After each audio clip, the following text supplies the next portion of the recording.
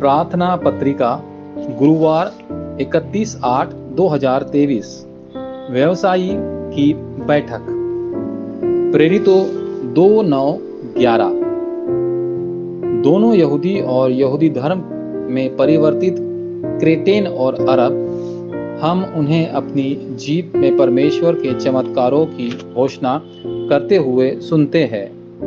आपको चर्च अपने व्यवसाय और क्षेत्र में कई स्थितियों का सामना करना पड़ेगा। सबसे पहले आपको हर चीज को उसकी संपूर्णता में देखना होगा। ऐसा करने पर आप यह देख पाएंगे कि आपके पास जो कुछ भी है वह अवश्य है, अन्यथा सटीक उत्तर ढूंढना कठिन होगा। वह सब कुछ क्या है जो आप देखना चाहते हैं? सबसे पहले दुनिया के दृश्य साम्राज्य के संबंध में शैतान का राज्य और परमेश्वर का राज्य शामिल है। दूसरा, जब आप 3 राज्यों को देखते हुए निर्धारित प्रार्थना करते हैं तो आपको 7 भव्य यात्राएं की खोज करनी चाहिए। जब आप प्रत्येक को शब्द में पाएंगे तो महान कार्य घटित होंगे। तीसरा, इस समय केवल विशिष्टता और पूर्ण सृजन देखने को मिलेगा। हमारा केवल विशिष्टता पूर्ण निर्माण प्रणाली है। तो फिर किस तरह में उत्तर आएंगे? पहला, उचितता, अनिवार्यता, निरपेक्षता। आप जो इन्हें जानते हैं, जब समस्याएं आएंगी तो आपके लिए यह जानना उचित है कि परमेश्वर आपको उचित उत्तर देंगे। इसके अलावा यह अपरिहार्य है कि आप यहाँ एक चर्च अधिकारी के रूप में स्थापित हो गए हैं। इस समय आप जो देखेंगे वह पूर्णता है। मिस्र के युग के दौरान इजरायलियों ने निर्गमन 3:18 देखा। जब उन्हें बंदी बनाकर रखा गया तो उन्होंने यशायाह 7:14 देखा, और जब वे उपनिवेश बनाए गए तो उन्होंने मत्ती 16:16 देखा। यह सुसमाचार के सही विचार है। दूसरा, वह मुलाकात जिसके बारे में किसी को खबर नहीं थी।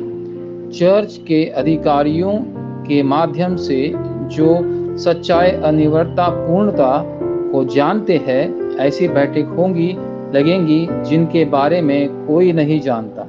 आपको फसह का आनंद लेना चाहिए जो भाग्य को पूरी तरह से बदल देता है। पेंटिकॉस्ट जो आपको किसी भी स्थिति पर काबू पाने की शक्ति देता है, और त्रिएकरण का पर्व जो आपकी जबरदस्त पृष्ठभूमि है। तीसरा, आरक्षित व्यवसायियों की बैठक का उत्तर। शिष्यों जो जैतून पर्वत पर वाचा प्राप्त होने के बाद प्रेरितों 1:1-8 वे इस वाचा को पकड़कर त्रिएक हुए।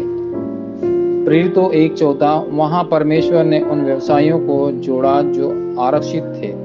प्रेरितों 2:9-11 चर्च के अधिकारी समस्याओं का सामना करेंगे, बीमार पड़ेंगे, दुर्घटनाओं का सामना करेंगे और संकट में पीड़ित लोगों से मिलेंगे।